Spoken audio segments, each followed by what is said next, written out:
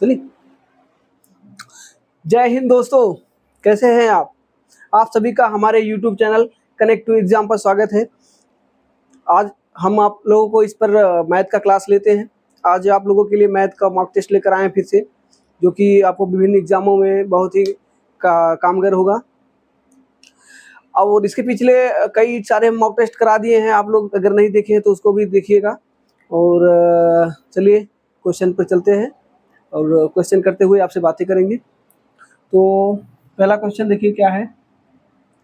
पहला क्वेश्चन देखिए आ गया है, पहले 7 अभाज्य संख्याओं का परास ज्ञात कीजिए। ये सब देखिए बहुत ही बढ़िया क्वेश्चन, रेलवे के पसंदीदा क्वेश्चन है। इस वाले चैप्टर से कम आपको 2-3 क्वेश्चन हर शिफ्ट में पूछे जाते हैं, ठीक है। चाहे वो रेलवे का कोई भी एग्जाम हो, रेलवे का ग्रुप डी का लेकर के, एनटीपीसी का लेकर के, एलपी का लेकर के, आरआरबी जेई तक के एग्जाम में ये वाले क्वेश्चन अगर रेलवे का कोई आप एग्जाम देंगे तो जरूर पूछा जाता है। इस चैप्टर से आपको 1-2 क्वेश्चन जरूर ही मिलते हैं और बहुत ही इजी चैप्टर है। तो इसको भी हम हर मॉक टेस्ट में शामिल करेंगे। जैसे एग्जाम का पैटर्न बनता है, हम सेम एग्जाम पैटर्न पर आधारित क्वेश्चन को सॉल्व करेंगे। और सबसे बड़ी बात यह है कि ये सारे के सारे क्वेश्चन प्रीवियस ईयर क्वेश्चन है, ठीक है। तो प्रीवियस ईयर क्वेश्चन सॉल्व लगाने से आपका जो कॉन्फिडेंस होता है और बढ़ जाता है, ठीक है। तो चलिए देखिए इस क्वेश्चन को सॉल्व करिए। इसमें देखिए पहली बात तो 2 चीज पूछी गई। पहले आपको जानना होगा आपको परास क्या होता है, और ये अभाज्य संख्या, 2 चीज इसमें दी गई है। पहले तो आपको क्या क्या पता होनी चाहिए, परास और अभाज्य। तो पहले तो हम आपको क्या बताएं, पहली बात तो अभाज्य संख्या क्या होती है, आप इसके बारे में जानिए। अभाज्य संख्याएं वो अभाज्य संख्याएं होती है जो अपने और एक के अलावा किसी से नहीं कटती हैं, तो वो अभाज्य संख्याएं कहलाती है। जैसे सबसे छोटी अभाज्य संख्या क्या होती है, सबसे छोटी अभाज्य संख्या होती है 2, उसके बाद 3, ठीक है, 2, 3, 5, 7 और उसके बाद क्या हो जाएगा, 9 नहीं होगा, 8 होगा ही नहीं, 9, उसके बाद हो जाएगा 11, 13, उसके बाद 13 के बाद होगा हमारा 14, 15, 16 नहीं होगा, फिर 17 हो जाएगा, फिर 19 हो जाएगा, ठीक है। फिर उसके बाद 21, 22, 23 हो जाएगा। हमसे कितनी पहले 7 अभाज्य संख्याएं पूछी गई है। तो पहले 7 अभाज्य संख्या, पहला, दूसरा, तीसरा, चौथा, 5वां, 6वां, 7वां, ठीक है। पहले 7 अभाज्य संख्याएं यही होती हैं, 1 से लेकर यहाँ से लेकर के 17 तक। ये हमारे 7 अभाज्य संख्याएं हो गई, ठीक है। तो हमसे पूछा गया है कि इनका परास क्या होता है। परास ये होता है कि उच्च सीमा माइनस निम्न सीमा, यही हमारा होता है परास, ठीक है। रेंज का मतलब होता है कि जैसे आप किसी भी चीज का रेंज जानना है तो आप कहाँ से कहाँ तक होता है वही रेंज है। तो यहाँ से ये कह सकते हैं कि यहाँ से लेकर के यहाँ तक इसका रेंज होगा। तो रेंज निकालने का फार्मूला क्या होता है, रेंज बराबर होता है निम्न उच्च सीमा हाई माइनस लो, ठीक है, हाई माइनस लो। तो हाई कितना है, 17 हो जाएगा, ठीक है। हाई कितना है, 17 हो जाएगा।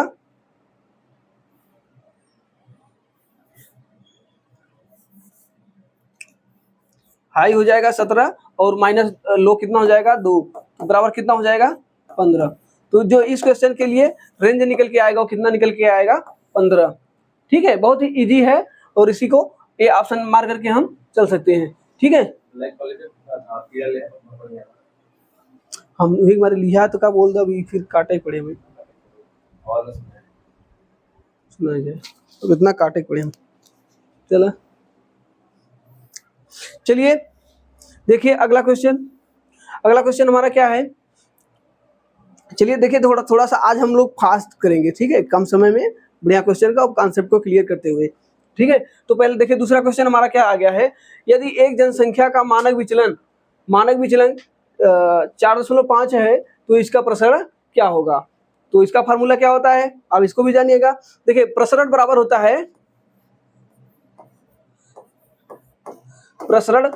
होता है मानक विचलन, या इसी को बोलते हैं स्टैंडर्ड डिवीजन, ठीक है, स्टैंडर्ड डिवीजन का होल स्क्वायर, ठीक है, यही होता है मानक विचलन, ठीक है। तो हमें क्या दिया गया है, हमें प्रसरण पूछा है और दिया क्या गया है, हमें मान एसडी का मान दिया गया है, कितना दिया गया है, 4.5। तो इसका स्क्वायर निकालेंगे, ठीक है, प्रसरण बराबर कितना आएगा 4.5 का स्क्वायर करेंगे तो हमारा देखिए क्या होगा, 4 चौके 16 5 पंचे 20। तो हम देखिए दशमलव हमारा एक ही आया तो हम इसको ऑप्शन ए मान लेंगे, कोई दिक्कत नहीं है। 20.25 45 का स्क्वायर कितना होता है 20 25 होता है, एक अंक पे दशमलव है, स्क्वायर करने पर 2 अंक पे हो जाएगा। ठीक है 20.25 ऑप्शन नंबर ए सही होगा। बहुत ही आसान क्वेश्चन था, इसमें कुछ भी नहीं है, बस इसमें फार्मूला आपको जानना है। फार्मूला क्या होता है, प्रसरण बराबर होता है स्टैंडर्ड डिवीजन का होल स्क्वायर। ठीक है अगला देखिए, अगला क्वेश्चन क्या है, अगला क्वेश्चन दिया है कि प्रेक्षणों की एक निश्चित संख्या का माध्यिका 55 है और माध्य 58 है तो बहुलक ज्ञात कीजिए। आप एक फार्मूला पढ़े होंगे, फार्मूला क्या होता है कि बहुलक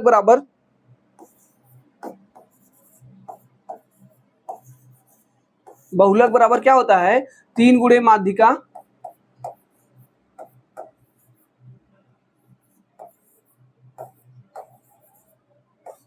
माध्यिका माइनस 2 गुणे माध्य। ठीक है 2 गुणे माध्य, ये होता है इसका फार्मूला। तो यहाँ पे देखिए क्या होगा, 3 गुणे माध्यिका का मान क्या है, माध्यिका का मान कितना है 55 है, इसमें कुछ नहीं करना है, बस फार्मूले पर रखिए आंसर लीजिए। 2 गुणे माध्य, माध्य कितना है 58। ठीक है अब इसको सॉल्व करते हैं, 55 तिया कितना होगा 55 तिया 165 माइनस 58 दूना 116, 165 में से 116 माइनस करेंगे, 15 में से 6 जाएगा तो 9। ठीक है उसके बाद यहाँ पे बचा है 5, 5 में से 1 जाएगा तो 4, 49 जो होगा इसका आंसर होगा। कुछ भी नहीं था इसमें, बस इसमें फार्मूला आपको एक याद करना है कि बहुलक बराबर होता है 3 गुणे माध्यिका माइनस 2 गुणे माध्य। बस इस फार्मूले पर ये क्वेश्चन बन जाता है। इन तीनों में से कोई एक चीज निकालना होगा, 2 दे देगा, एक का निकालना है, हम निकाल देंगे आसानी से। ठीक है चलिए अगला देखिए, अगला क्वेश्चन दिया है अलजेब्रा से। क्या दिया है कि ए स्क्वायर प्लस बी स्क्वायर बराबर 80, ए माइनस बी बराबर 4, ए बी बराबर क्या होगा। बहुत ही आसान है, आप लोग पढ़े होंगे फार्मूला ए माइनस बी का होल स्क्वायर, ये तो सीधा डायरेक्टली दे दिया है, कुछ भी नहीं रखा है। देखिए इसमें क्या कहा है, आप फार्मूला एक पढ़े होंगे, फार्मूला क्या पढ़े होंगे कि ए माइनस बी का होल स्क्वायर पढ़े होंगे। क्या होता है A square plus B square plus minus 2ab minus 2ab। अब देखिए इसमें से कोई ए बी का मान पूछा है और बाकी इन दोनों का मान हमें दिया गया है। ए माइनस बी का मान हमें कितना दिया है 4, तो 4 का क्या करेंगे स्क्वायर करेंगे। ए स्क्वायर प्लस बी स्क्वायर की जगह हम क्या रख सकते हैं 80 रख सकते हैं, और माइनस 2 गुणे ए बी का मान हमसे पूछा ही गया है। अब इसी को सॉल्व करते हैं, 4 चौके 16 हो जाएगा। ठीक है 16 बराबर ये हो जाएगा 80 माइनस 2ab। ठीक है या तो हम यहीं से कटा दें, 2 से कटाएंगे तो ये जाएगा 40 बार में, 2 से 1 बार में, ये जाएगा 8 बार में। ठीक है तो ए बी माइनस में है, इसको इस तरफ लाते हैं और इसको इस तरफ ले जाते हैं, तो ए बी बराबर हमारा क्या हो जाएगा 40 में से 8 जाएगा तो कितना हो जाएगा 32। ठीक है ए बी का मान कितना निकल के आया है 32, जो कि ऑप्शन नंबर डी। देखिए ऑप्शन नंबर क्या हो जाएगा डी। ठीक है चलिए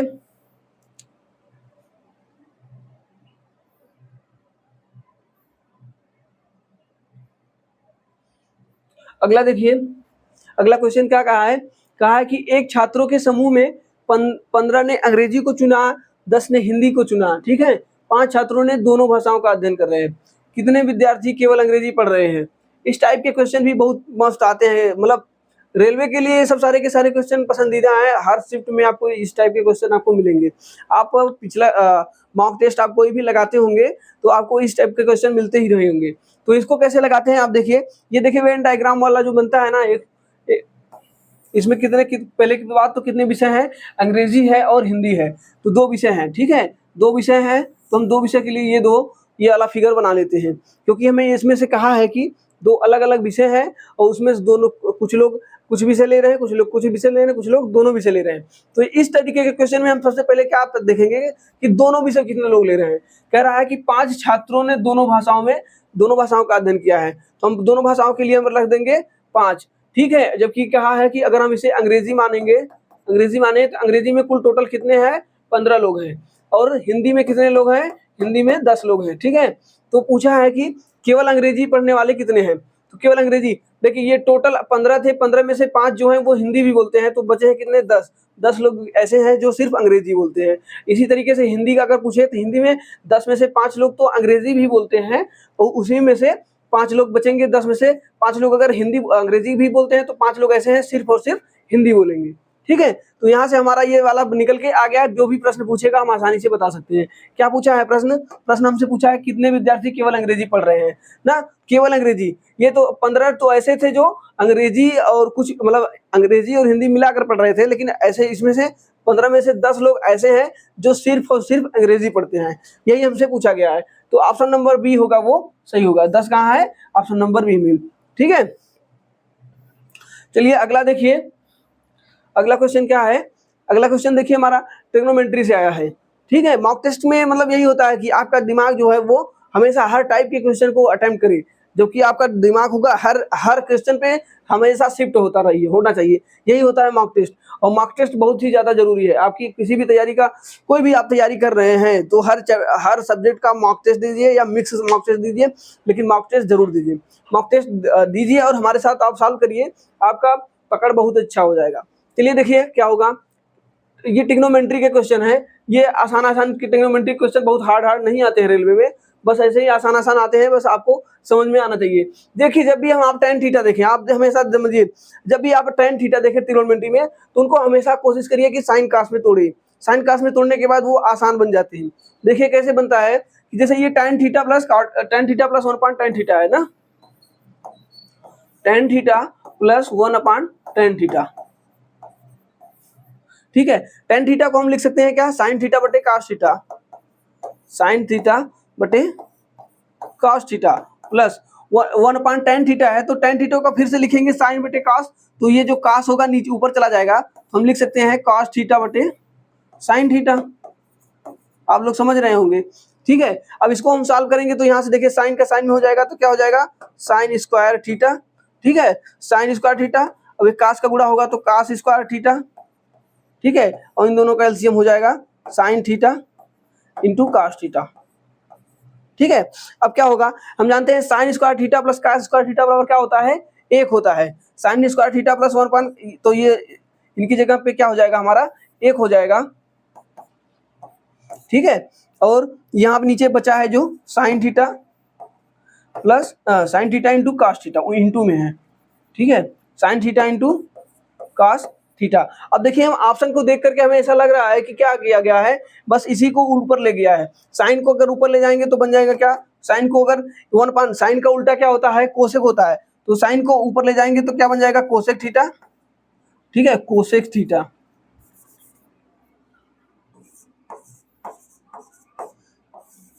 कोसेक थीटा, और कास को ऊपर ले जाएंगे तो क्या बन जाएगा सेक थीटा। ठीक है, तो हमारा जो आंसर होगा वो क्या हो जाएगा cosec theta into sec theta. देखिए कहाँ पे है cosec theta into sec theta, cosec theta into sec theta कहाँ पे है, ऑप्शन नंबर डी में है।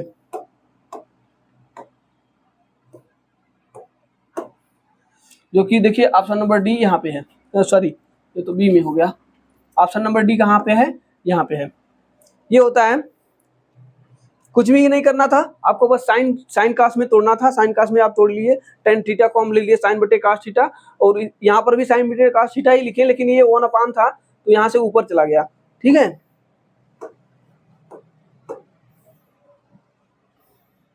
चलिए अगला देखिए। अगला भी हमारा त्रिकोणमिति से है। इसको देखिए कैसे सॉल्व करेंगे। साइन x बराबर दिया है 4/5, तो cosec x plus cot x का मान पूछा है। तो आपको देखिए इसको कई तरीके से लगा सकते हैं, लेकिन सबसे बेस्ट तरीका है आप पाइथागोरस प्रमेय। आप लोग जानते होंगे कि साइन थीटा बराबर क्या होता है, साइन थीटा बराबर होता है लंब बटा कर्ण होता है। ठीक है, लंब बटा कर्ण। ठीक है, साइन x हम इसको मान लेते हैं x, यहाँ पे जो थीटा है वो कितना है x है। लंब बटा कर्ण, लंब क्या होता है, ये होता है लंब, और बटा कर्ण हो जाएगा।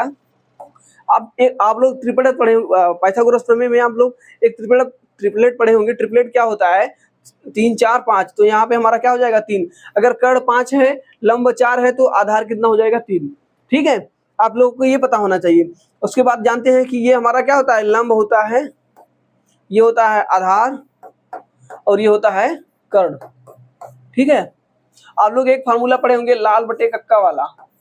ठीक है, लाल बटे कक्का।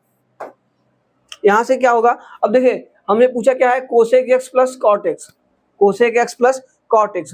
कोसेक x क्या होता है, कोसेक x बराबर क्या होता है कोसेक एक्स होता है हमारा हमेशा साइन का उल्टा होता है। तो साइन क्या होता है, लंब बटा कर्ण होता है, तो कोसेक एक्स बराबर क्या हो जाएगा, कर्ण बटा लंब हो जाएगा। ठीक है, कोसेक एक्स बराबर होता है कर्ण बटा लंब। तो कर्ण पे क्या, कर्ण की जगह क्या लिखेंगे, कर्ण की जगह लिखेंगे 5 और बटा लंब की जगह क्या लिखेंगे 4। उसके बाद प्लस क्या है, कॉट एक्स। कॉट एक्स क्या होता है, कॉट एक्स जो होता है वो tan का उल्टा है। tan क्या होता है, लंब बटे आधार होता है, और कॉट एक्स बराबर क्या होता है, आधार बटा लंब होता है। तो आधार यहाँ पे क्या है, आधार यहाँ पे है 3, लंब कितना है 4। ठीक है, तो यहाँ से आप सॉल्व करेंगे तो 5 3 8 बटे 4 बराबर कितना हो जाएगा, बराबर हो जाएगा 2। ठीक है, तो यहाँ पे जो हमसे पूछा गया था, क्या पूछा गया था हमसे, हमसे पूछा गया था cosec x plus cot x. ठीक है, तो कोसेक एक्स बराबर 5 बटा 4, कोट एक्स बराबर 3 बटा 4। ये कहाँ से आया है, इस वाले फार्मूले से, मतलब इस वाले पाइथागोरस प्रमेय से हम यहाँ से लाल बटे कक्का वाला फार्मूला लगा करके लगा लिए हैं। ये वाला फार्मूला क्या होता है, ऊपर से होता है साइन, ये कास का होता है, ये tan का होता है। ये साइन का उल्टा कोसेक, कास का उल्टा सेक, tan का उल्टा कॉट। ठीक है, तो जो कि देखिए यहाँ पे दो आया हमारा, 2 ऑप्शन नंबर कहाँ पे है, option number B. Option number B जो है वो हमारा सही होगा। ठीक है, चलिए देखिए अगला देखिए अलजेब्रा से एक क्वेश्चन हो रहा है। ये क्वेश्चन भी बहुत बार पूछा जाता है, इस पर कॉन्सेप्ट आपका क्लियर कराते हैं थोड़ा। देखिए कभी भी आप लोगों को दे दिया जाए कि x प्लस 1/x बराबर a, तो फिर यहाँ से x square plus 1/x square बराबर क्या होता है, a स्क्वायर माइनस 2। पहला कंडीशन तो ये है। और कभी कभी x प्लस 1/x बराबर अगर a है, और अगर पूछ ले कि x cube plus 1/x cube, तो अब क्या होगा, तो यहाँ पे होता है a क्यूब माइनस 3a। ठीक है, इसी प्रकार अगर आपको पूछ ले कि देखिए कभी कभी दे देगा आपको x प्लस 1/, आप लोगों को इस वाले फार्मूले में देखिए क्या होगा, हमें इस ये वाला फार्मूला और ये वाले यही दोनों फार्मूले से ये क्वेश्चन सॉल्व हो जाएगा। तो देखिए इसी का उल्टा जब बनेगा, उल्टा क्या होगा कि देखिए x square plus x power 4, हमें पूछा क्या है x cube plus 1/x cube, तो हमें चाहिए क्या, हमें चाहिए x प्लस 1/x। अगर हमें ये वाला मान अगर पता चल जाए किसी तरीके से, तो हमसे जो पूछा है वो हम आसानी से बता सकते हैं। तो इसको कैसे प्राप्त करेंगे, इसको समझिएगा। इसको प्राप्त करने के लिए आपको क्या करना होगा कि देखिए कहा है कि 194 है, क्या है, x power 4 plus 1/x power 4। ठीक है, बराबर क्या होगा, बराबर 194 हो रहा है, 194 हो रहा है। ये कब हुआ होगा, ये कैसे हुआ होगा सोचिएगा। तो अगर हम यहाँ से अगर x square plus x square का मान अगर निकालना चाहे तो क्या होगा, उसका मान निकालना चाहे तो यही होगा कि रूट में 194 प्लस 2। ठीक है, 194 प्लस 2 कितना हो जाएगा, 196। ये कैसे हुआ है आप समझिएगा।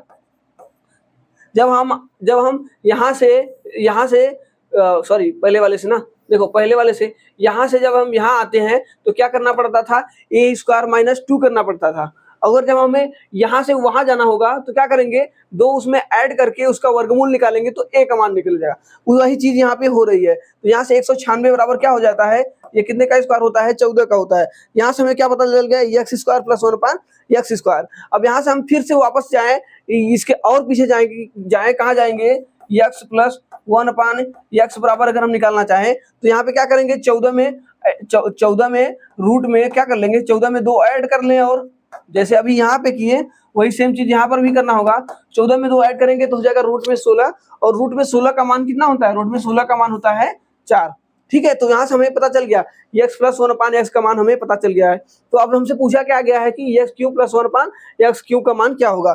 x प्लस 1/x क्यूब का मान जो होगा वो देखिए, जब हमें x प्लस 1/x का मान पता है तो हम यहाँ से x cube plus 1/x cube का मान अगर निकालना चाहें, x cube plus 1/x cube का मान निकालना चाहें, क्या होता है, उसका होता है कि a क्यूब माइनस 3a। इसी को लिख सकते हैं a क्यूब, a की जगह क्या निकल के आया है, 4 आया है, a की जगह कितना है, 4 है। तो 4 का क्या करेंगे, क्यूब करेंगे, माइनस 3 इंटू 4।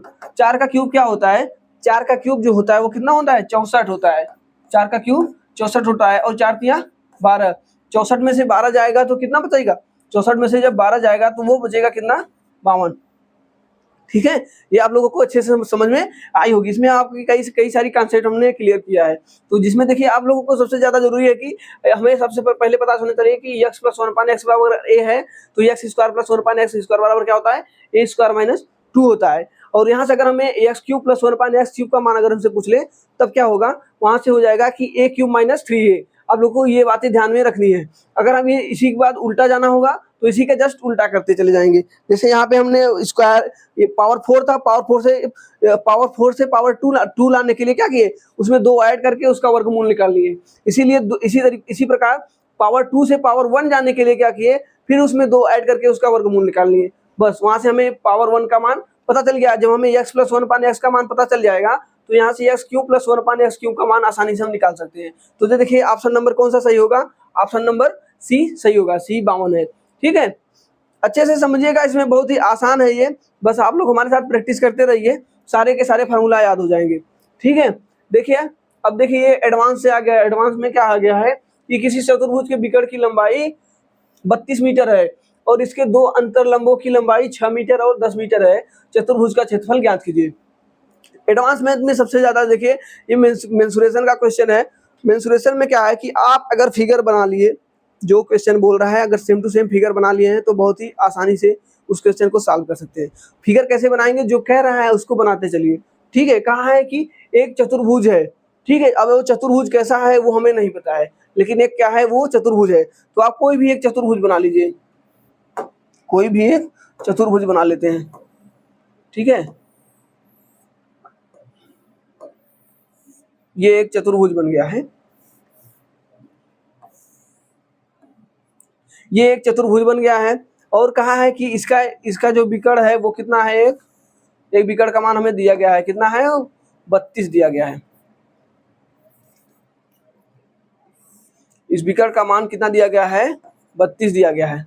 और क्या कहा है कि उनके अंतरलंबों की लंबाई, अंतरलंब यही वर्ड है, इसी वर्ड को समझना है। अंतरलंब का मतलब ये देखिए, इस पर एक लंब होगा, ये इसका लंब यहाँ पे आएगा और इसका लंब यहाँ पे आएगा। लंब का मतलब हो जाता है इसकी हाइट। ठीक है, तो एक का मान हमें दे दिया है, कितना दिया है, 6 मीटर, और इसका मान दे दिया है 10, और ये जो इसका विकर्ण है वो टोटल कितना है, 32 है। हमसे पूछा क्या गया है, ये देखिए हमसे पूछा गया है चतुर्भुज का क्षेत्रफल। चतुर्भुज का क्षेत्रफल, आप चतुर्भुज का क्षेत्रफल कैसे निकालेंगे, जब अगर वर्ग होता, विकर्ण होता, वर्ग होता, आयत होता, समचतुर्भुज होता या कुछ भी होता तो आप आसानी से कुछ न कुछ फार्मूला रख के लगा लेते, लेकिन इसको कैसे लगाएंगे, इसको समझना है। देखिए ये भले ही वो चतुर्भुज है, लेकिन ये देखिए जहां से विकर्ण लगा है, यहाँ से अगर हम मान लें कि ए बी सी और इसको मान लें डी। ठीक है, इसको अगर हम मान लें डी, तो यहां से देखिए डी ए बी एक त्रिभुज हमें दिख रहा है। अगर डी ए बी एक त्रिभुज दिख रहा है तो त्रिभुज का फार्मूला क्या होता है, त्रिभुज का अगर हमें किसी त्रिभुज का क्षेत्रफल निकालना होता है तो क्या होता है, 1/2 आधार गुणे ऊंचाई, आधार गुणे ऊंचाई, यही होता है, आधार गुणे ऊंचाई। तो हमें देखिए यहाँ से यहाँ तक ये अगर इसे आधार माने तो 32 दिया है पहले से, और हमें ऊंचाई दिया है, तो हम इस त्रिभुज का क्षेत्रफल आसानी से निकाल सकते हैं। इसी प्रकार ये इस वाले अगर इस नीचे वाले त्रिभुज को देखें तो यहाँ पर भी हमें बेस पता है और उसकी हाइट पता है, तो हम इसका भी क्षेत्रफल निकाल सकते हैं। और इन दोनों का क्षेत्रफल निकाल करके अगर हम जोड़ दें तो हमारा आंसर आ जाएगा। तो ठीक है, देखिए अभी हम पहले वाले के लिए लगा दिए हैं, तो आधार गुणे ऊंचाई प्लस यहाँ पर दूसरे वाले के लिए अगर हम जोड़ दें या फिर अलग अलग निकाल देते हैं। देखिए पहले वाले हम पहले त्रिभुज देखिए त्रिभुज ए बी डी में ना, त्रिभुज ए बी डी का अगर हम क्षेत्रफल निकालते हैं तो क्या होगा, देखिए आधार गुणे ऊंचाई 1/2 आधार कितना है, आधार हमारा कितना है, 32। ठीक है, और गुणे ऊंचाई कितना है, 6 है। ठीक है, तो यहाँ से हम कटाएंगे, दिस हो जाएगा 3 बार में, और 32 या 96। तो यहाँ से देखिए ये इस वाले त्रिभुज का कितना आ गया है, 96 आ गया है।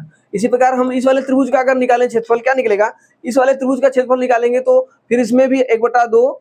ठीक है, अब यहाँ पे हम इसका निकाल रहे हैं त्रिभुज, इसका DBC DBC, त्रिभुज DBC का अगर हम क्षेत्रफल निकालें तो क्या होगा, त्रिभुज DBC का अगर हम क्षेत्रफल निकालें तो होता है 1/2 गुणे आधार गुणे ऊंचाई। इसके लिए भी आधार कितना होगा, 32 ही होगा, और ऊंचाई कितना हो जाएगा इसका, 10 हो जाएगा। ठीक है, 2 से कटाएंगे तो जाएगा कितनी, 16 बार में, और 16 दहामा 160।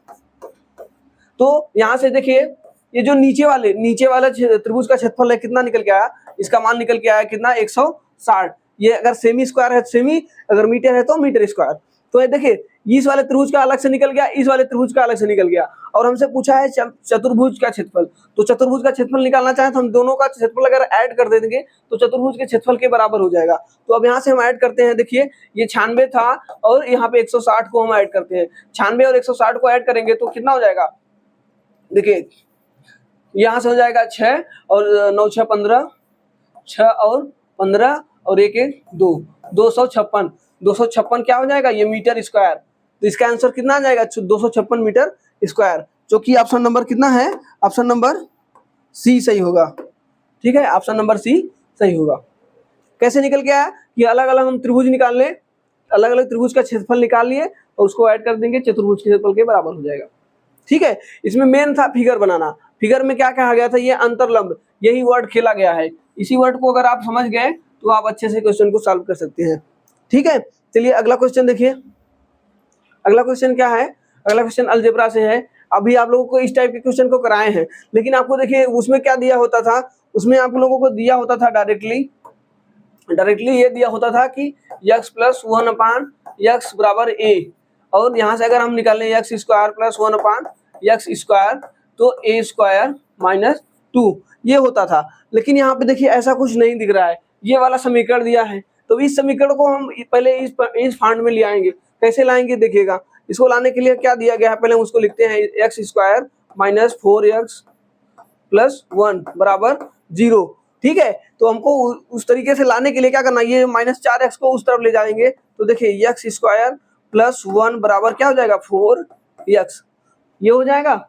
और क्या कर सकते हैं, देखिए अब हम पूरे समीकरण में x से भाग दे दें या x को कॉमन ले लें, तो हम पूरे समीकरण में x से भाग देते हैं। x से अगर हम भाग देंगे तो क्या होगा, देखिए x में x का भाग देंगे तो x हो जाएगा, +1 में x का भाग देंगे तो 1/x हो जाएगा, और यहाँ 4x में x का भाग देंगे तो कितना हो जाएगा, 4। अब ये देखिए आपको ये वाला और ये वाला इसके बराबर फांट में आ गया है। अब हमसे जो पूछेगा हम बता सकते हैं। हमसे पूछा है कि x² + 1/x² का मान क्या होगा। तो यहाँ से देखिए x² + 1 बराबर a का मान कितना दिया गया है, ये a बराबर 4 है। तो हमसे पूछा गया है x² + 1/x² का मान पूछा है, तो हम कह सकते हैं कि a² - 2, a का मान कितना है 4, 4 का स्क्वायर -2, 4 का स्क्वायर कितना होता है, 16 होता है। 16 में से 2 जाएगा तो कितना हो जाएगा, 14। यही हमारा क्या हो जाएगा, आंसर हो जाएगा। तो हमें क्या करना था, पहले हम इस वाले समीकरण को इस वाले फांट में लाएंगे, तभी हम इस क्वेश्चन को सॉल्व कर सकते हैं। ठीक है, तो हमारा जो ऑप्शन नंबर ए होगा, ऑप्शन नंबर कौन सा सही है, ऑप्शन नंबर ए सही होगा। ठीक है, चलिए देखिए अगला क्वेश्चन क्या है। अगला क्वेश्चन हमारा दिया गया है कि दौड़ का एक मैदान रिंग के रूप में है, ठीक है, जिसकी आंतरिक परिधि 88 मीटर और बाहरी परिधि 154 मीटर है। तो मैदान का चौड़ाई क्या है, ये आप लोगों को समझ में आया। अगर नहीं समझ में आया तो देखिए, पहली बात तो क्या है, जब भी आपको एडवांस मैथ में मेंसुरेशन या कुछ भी आया है तो उसमें आप लोग का सबसे बढ़िया मतलब सबसे ज़्यादा जरूरी है, इंपॉर्टेंट है कि जो भी क्वेश्चन पूछ रहा है आपके दिमाग में उनका फिगर बन जाना चाहिए। दिमाग में फिगर बन गया तो आप आसानी से क्वेश्चन को सॉल्व कर सकते हैं। फिगर कैसे बन रहा है देखिएगा, इसमें क्या कहा है कि एक रिंग है, रिंग मतलब दौड़ने वाला कोई एक रिंग है। तो देखिए एक रिंग हम बनाते हैं, देखिए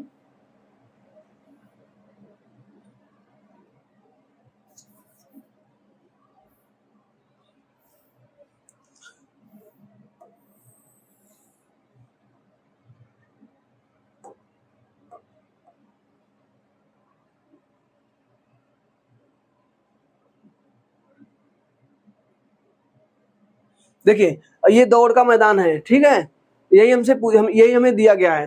क्या क्या दिया गया है देखिए, दिया है आंतरिक मतलब ये वाली जो परिधि है वो कितनी है, वो 88 है, ठीक है, वो कितनी है 88। परिधि क्या है 88 है, और बड़ी वाली कितनी है 154, ठीक है। हमसे पूछा है कि इन दोनों के बीच की चौड़ाई, यही हमसे पूछा गया है। तो इसको हम निकालना चाहें तो कैसे निकालेंगे, कैसे निकालेंगे बताइए। इसका एक कोई केंद्र होगा और यहाँ से यहाँ तक की कोई एक छोटे वाले की त्रिज्या होगी और एक कोई बड़े वाले की त्रिज्या होगी। बड़े वाले की त्रिज्या माइनस छोटे वाले की त्रिज्या को हम माइनस करेंगे तो क्या पता चलेगा, इनके दोनों के बीच की चौड़ाई पता चलेगी। ठीक है, तो कैसे निकालेंगे अब जानिए। हम जानते हैं कि वृत्त की परिधि क्या होती है। वृत्त की परिधि का फार्मूला क्या होता है, परिधि बराबर क्या होता है, परिधि बराबर होता है 2 पाई आर। 2 पाई आर, वृत्त का परिधि क्या होता है, 2 पाई आर होता है। तो हमें यह देखिए, हमें इन दोनों के बीच की दूरी जाननी है। तो हम इसको अगर हम मान ले, इसको R1 मान ले और इसको मान ले R2, या इसको कैपिटल R मान ली। ठीक है, अगर हम इसको कैपिटल R मान लेते हैं, बड़े वाले को कैपिटल R, छोटे वाले को स्मॉल r, तो परिधि बराबर क्या होगा, देखिए परिधि बराबर हमारा क्या हो जाएगा, बड़े वाले का परिधि क्या हो जाएगा, कैपिटल R। ठीक है, माइनस 2 पाई स्मॉल r, यही ना होगा। बड़े वाले में से छोटे वाले को माइनस करेंगे तो हमारा क्या निकल के आएगा, देखिए हमें क्या क्या क्या क्या दिया है, पहले आप समझिए। परिधि बराबर तो होता है 2 पाई r। ठीक है, तो हम बड़े वाले पहले बात R1 का मान निकालें, R2 का मान निकालें, उसके बाद हम रख दें तो सॉल्व हमारा हो जाएगा। ठीक है, इसके बराबर क्या हो जाएगा कि इन दोनों का हम माइनस कर रहे हैं, या तो आप समझिए सीधा सीधा अलग अलग निकाल लेते हैं। देखिए यहाँ से अगर हम निकालें स्मॉल r का मान निकालना चाहें तो कैसे निकालेंगे, तो परिधि बराबर होता है 2 पाई r, तो 2 पाई r 2 गुणे पाई रखेंगे और r की जगह स्मॉल r, पहले हम स्मॉल r निकाल रहे हैं तो इसके बराबर कितना हो जाएगा, 88 हो जाएगा। ठीक है, या वही उसी से करते हैं तो 154 में से 88 घटाते, ये अलग अलग इसलिए कर रहे हैं ताकि आसानी से समझ में आए। पाई का मान जानते हैं क्या होता है, पाई का मान होता है 22/7 होता है। तो हम 22/2 गुणे 22/7 गुणे r बराबर 88, 22 दूना 44, 44 दूना 88, r बराबर कितना हो जाएगा, ये देखिए 7 का गुणा हो जाएगा तो यहाँ से 14 हो जाएगा। ये 14 क्या हो गया है, ये स्मॉल r का मान, यहाँ से यहाँ तक का मान कितना आ गया है, 14 आ गया है। ठीक है, अब कैपिटल R का मान निकालना चाहे तब क्या होगा, इसी प्रकार परिधि का मान होता है 2 पाई r ना, 2 पाई कैपिटल R, यहाँ पे स्मॉल r की जगह क्या रखेंगे, कैपिटल R रखेंगे और इसका मान कितना दिया गया है, 154 दिया गया है। 2 पाई का मान कितना होता है, 2 गुणे 22/7 होता है, 22/7 गुणे कैपिटल R का मान हमें निकालना ही है और 154। ठीक है, यहाँ से देखिए क्या होगा, 22 दूना 44, या तो इसी को कटाते हैं, देखिए 22 11 से कटाते हैं, 11 दूना 22, यहाँ से 11 का 11, 11 चौके 44। ठीक है, अब यहाँ से आ गया 2 दूनी 4, 4 से कटेगा कितनी बार में, 4 से कटेगा, नहीं कट रहा है ना, तो हम 2 से कटाते हैं, 2 1 का 2, 2 सते 14।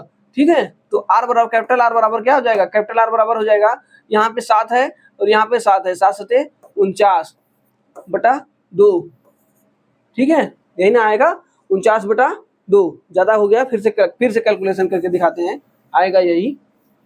देखिए क्या होता है कि 2 पाई R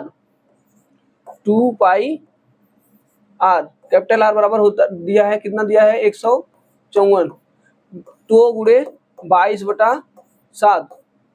ठीक है, 22/7 और गुणे कैपिटल R बराबर कितना है, 154।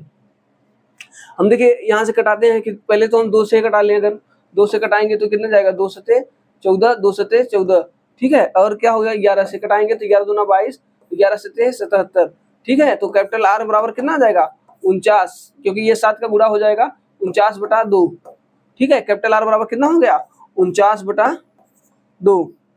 हमसे पूछा है कि इन दोनों के बीच की चौड़ाई, 49/2 को क्या लिख सकते हैं, 24.5 लिख सकते हैं, 24.5 लिख सकते हैं। मतलब हमारा जो कैपिटल R का मान आ गया, कितना आ गया, 24.5 आ गया। इन दोनों के बीच की चौड़ाई निकालनी है तो क्या करेंगे हम, capital R minus small r, capital R का मान हमें कितना है, कैपिटल, अगर इन दोनों के बीच की चौड़ाई हमें निकालनी है तो क्या होगा, capital R minus small r, capital R का मान कितना है, 24.5 माइनस स्मॉल r का मान कितना है, 14 है। तो 24 में से 14 निकल जाएगा तो कितना बचेगा, 10.5। यही हमारा क्या होगा, इनके बीच की चौड़ाई हो जाएगी, कितनी हो जाएगी, 10.5 मीटर। 10.5 मीटर देखिए कौन सा है, ऑप्शन नंबर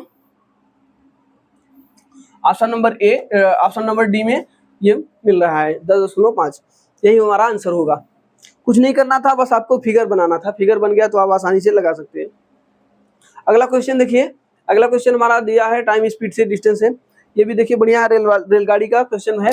कहा है कि 84 किलोमीटर प्रति घंटा की चाल से चल रही एक रेलगाड़ी खंबे को 9 सेकंड में, ठीक है, और एक प्लेटफॉर्म को पार करने में 30 सेकंड में पार करती है। प्लेटफॉर्म की लंबाई ज्ञात कीजिए। देखिए इस तरीके के जब क्वेश्चन बनते हैं, जब कभी भी ट्रेन किसी प्लेटफॉर्म को पार करती है तो वो प्लेटफॉर्म की लंबाई और अपनी लंबाई दोनों को ऐड करके पार करती है, ठीक है। अब जब कभी भी खंबे को, किसी आदमी को, किसी को पार करेगी तो इस कंडीशन में क्या होगा, ट्रेन सिर्फ अपनी लंबाई की दूरी तय करती है, ठीक है। यही दोनों में फर्क होता है। तो आप समझिएगा कि 84 किलोमीटर प्रति घंटा की चाल से चल रही रेलगाड़ी एक खंभे को पार कर रही है।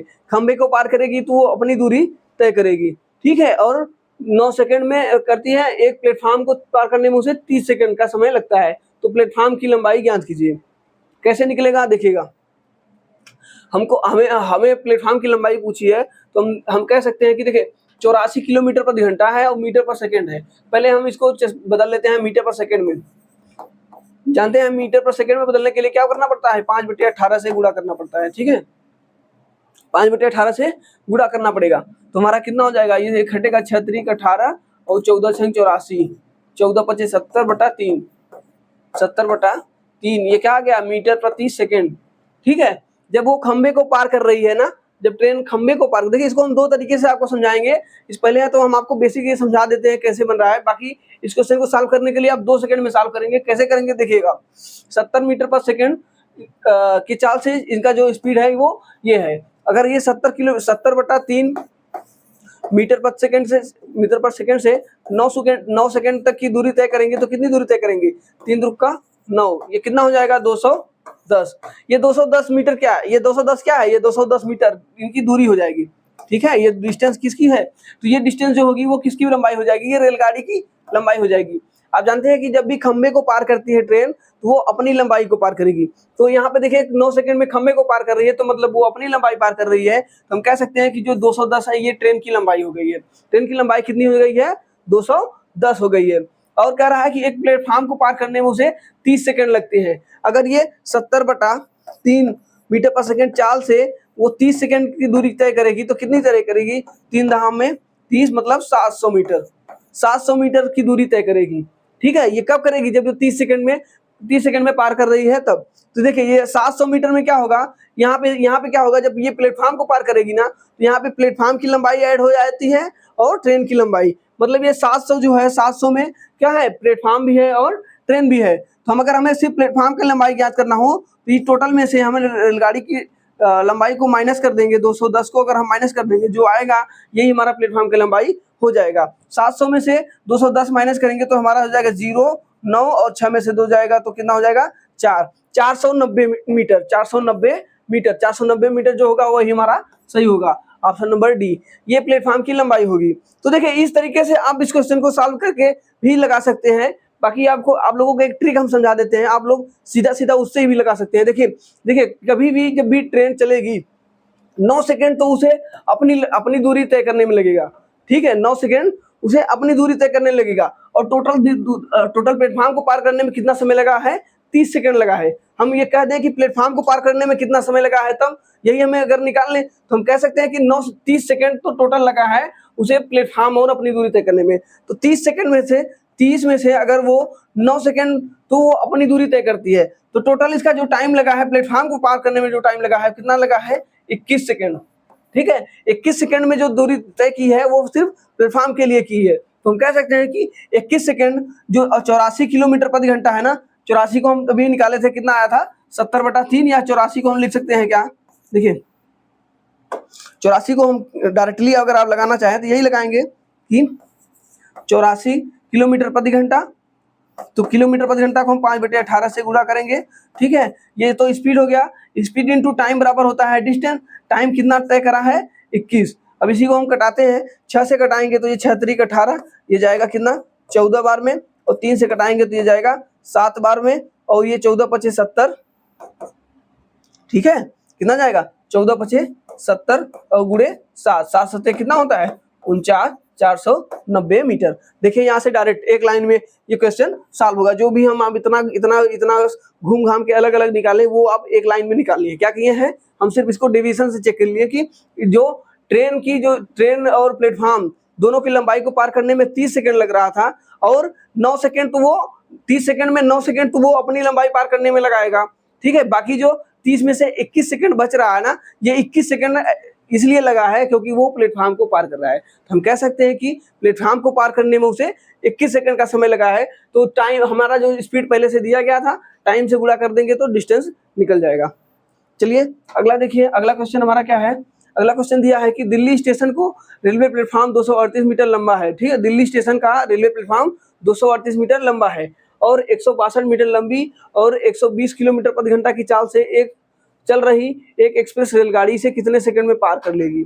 ठीक है, तो देखिए प्लेटफॉर्म को पार करने में क्या होता है, ट्रेन की लंबाई और प्लेटफॉर्म दोनों की लंबाई को ऐड कर लिया जाता है। तो प्लेटफॉर्म की लंबाई कितनी है, 238 मीटर है और ट्रेन की लंबाई कितनी है, 162। टोटल जोड़ेंगे तो कितना हो जाएगा, 8 2 10 7 3 9 1 10 2 1 3 1 4। टोटल जो डिस्टेंस होगा वो 400 मीटर हो जाएगा। 400 मीटर को पार करने में कितना समय लगेगा, यही हमसे पूछा गया है। तो टाइम बराबर क्या होता है, टाइम बराबर होता है distance upon speed. Distance speed कितनी है, 120 किलोमीटर प्रति घंटा। किलोमीटर प्रति घंटा को बदलने के लिए 5/18 से हमें क्या करना पड़ता है, मीटर पर सेकंड में बदलने के लिए 5/18 से गुणा करना पड़ता है। तो 5/18 से हम गुणा कर दें, 6 दूनी 12 और 6 त्रिक 18, 20 पंचे 100, 4 का गुणा हो जाएगा। यहाँ पे ये 3 ऊपर चला जाएगा। ठीक है, तो यहाँ से हो जाएगा कितना, 400 गुणे 3 और यहाँ से 20 पंचे 100, तो 0 से 0 कट जाएगा। 4 तियां कितना हो जा रहा है, 12 सेकेंड। तो जो मतलब ये प्लेटफॉर्म को पार करने में उसे कितना समय लगेगा, 12 सेकेंड लगेगा। तो जो कि ऑप्शन नंबर डी क्या होगा, ऑप्शन नंबर डी होगा, वही हमारा आंसर होगा। ऑप्शन नंबर डी सही होगा। कुछ नहीं करना था, बस हमें डिस्टेंस अपॉन स्पीड का फार्मूला लगाना था, टाइम हमारा निकल जाता। अब देखिए चक्रवृद्धि ब्याज सीआई का क्वेश्चन आ गया है। इस क्वेश्चन को सॉल्व करने के लिए आप लोगों को कई तरीके आते होंगे, कई तरीके से लगा सकते हैं। बस आपको क्या देखना होगा, आपको हमेशा ये देखना रहेगा कि कैलकुलेशन किस पर आसानी से लगेगा। सीआई निकालने के कई तरीके होते हैं, रेशियो मेथड होता है या फार्मूला मेथड होता है, आपको कई तरीके से होता है। तो हम देखिए जब भी आपको ये परसेंटेज कम परसेंटेज लिखे तो आप सीधा आप ये वाला फार्मूला लगाइएगा, आसानी से क्वेश्चन सॉल्व हो जाता है। इस पर क्या होता है कि ये सक्सेसिव दो वर्ष का सक्सेसिव निकालना होता है। तो क्या निकलता है, x + y अपॉन 100, यही होता है। इसी पर रखेंगे x का मान 5 + 5 गुणे 5/100। यहाँ से क्या निकलेगा, सिर्फ और सिर्फ सीआई निकलेगा। हमसे पूछा क्या है, चक्रवृद्धि ब्याज ही पूछा है, तो सीआई ही निकालना ही है। तो हमारा कितना निकलेगा, 10.25, 25 में 25 गुणा करेंगे 25 5 में 5 गुणा करेंगे 25 हो जाएगा और 100 से भाग देंगे 10.25। इसको क्या लिखेंगे, 10.25%। 10.25% क्या होगा, ब्याज होगा। तो हमारा जो मिश्र मूलधन दिया गया है कितना है, 3000 है। 3000 का 10.25% निकालना है तो 100 से गुणा करना पड़ता है। तो आप जानते ही हैं 0 से 0 कट जाएगा। ये 30 का गुणा यहाँ पे कर दें तो एक अंक का दशमलव यहाँ पे हो जाएगा। तो कितना बन जाएगा, 102.5 गुणे 3। अब इसका गुणा करेंगे, 3 × 5 = 15, 3 दूनी 6 1 7। ठीक है, 7.5 कहाँ पे बन रहा है, देखिए यहाँ पे बन रहा है और यहाँ पे बन रहा है। तो देखिए ये तो 3307 हो गया, ये तो हमारा हो ही नहीं सकता। तो हमारा जो आंसर होगा ये होगा, हम इस बिना कैलकुलेशन पूरा किए। बाकी आप गुणा करके भी देख सकते हैं क्या हो जाएगा। इसको गुणा करेंगे तो कितना हो जाएगा, 307। 102.5 को 3 बार गुणा करेंगे तो 307.5, जो कि ऑप्शन नंबर बी सही होगा। कैलकुलेशन से भी बचना है आप लोगों को और स्पीड को मेंटेन रखना है। स्पीड आप बनाए रखेंगे तो आपको देखिए हर क्वेश्चन में आप 2 सेकंड 4 सेकंड बचाते रहेंगे तो आपको 100 क्वेश्चन में कम से कम 120 सेकंड 30 सेकंड, मतलब आप कम 3-4 क्वेश्चन एक्स्ट्रा कर सकते हैं।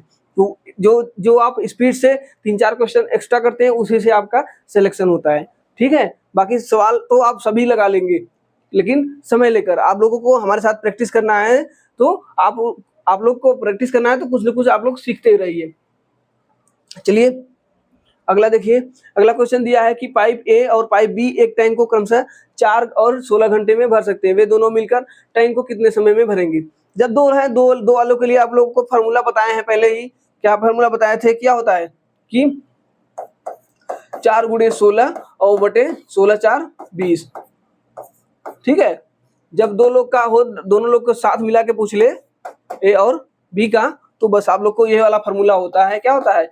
ए गुणे बी बटे ए प्लस बी। ठीक है, तो यहाँ पे ये रखिए, बस इसको आंसर लाइए। 4 गुणे 16 है, इसको रहने देते हैं, गुणा नहीं करते हैं अभी। 4 गुणे 16 और 16 4 20 होता है। 4 से कटाएंगे तो ये कितनी बार जाएगा? ठीक है, ये जाएगा कितनी बार? 4 पंचे 20, और ये 16 बटा 5 है, तो 16 बटा 5 मतलब हो जाएगा, 2 का गुणा करेंगे तो 32 बटे 10 हो जाएगा, 3.2। 3.2 है ये, या 16 बटे 5, ऐसी को यही हमारा दिया गया है 16 बटे 5। ऑप्शन हमारा क्या दिया है? 16 बटा 5। इसको हम सीधा आंसर लगा के आगे चलेंगे। नहीं तो आप लोग को एक तरीका और बताए हैं वो वाला, वो भी सीख लीजिए। ये अभी हम लोग का प्रैक्टिस करा रहे हैं तो आप लोग सीख सकते हैं। देखिए क्या बताए थे कि हमें दिया है ए का मान कितना दिया है? ए जो है वो 4 घंटे में, और बी जो है वो 16 घंटे में भर सकता है। तो इनका जो एलसीएम होगा वो कितना हो जाएगा? 16 हो जाएगा, और ये हो जाएगा 4 और ये 1। इनका जो क्षमता निकल के आएगा 4 और 1 आ गया है, और दोनों मिलकर करेंगे काम तो 16 काम है, दोनों को मिल करेंगे, दोनों का मिला के क्षमता कितना है? 5। 16 बटा 5 यही टाइम लगेगा। तो यही जो टाइम लगेगा वो हमारा ऑप्शन पहले से सही है। ठीक है, तो यही हमारा आंसर होगा। आप इस तरीके से भी लगा सकते हैं और इस तरीके से भी लगा सकते हैं, कोई दिक्कत नहीं है। अगला क्वेश्चन, आज आप लोगों के लिए बस इतना ही क्वेश्चन था। ठीक है, आप लोग हमारे साथ मॉक टेस्ट देते रहिए, अपने लिए मैथ्स में आप लोग का डर निकल जाएगा, इतना हम आप लोग को भरोसा दिलाते हैं। आप लोग हमारे साथ बस रेगुलर बने रहिए और अपने दोस्तों के साथ शेयर करते रहिए। हमारे YouTube channel Connect to Exam को लाइक और शेयर सब्सक्राइब करते रहिएगा। ठीक है, मिलते हैं ऐसे ही क्वेश्चन के साथ। धन्यवाद।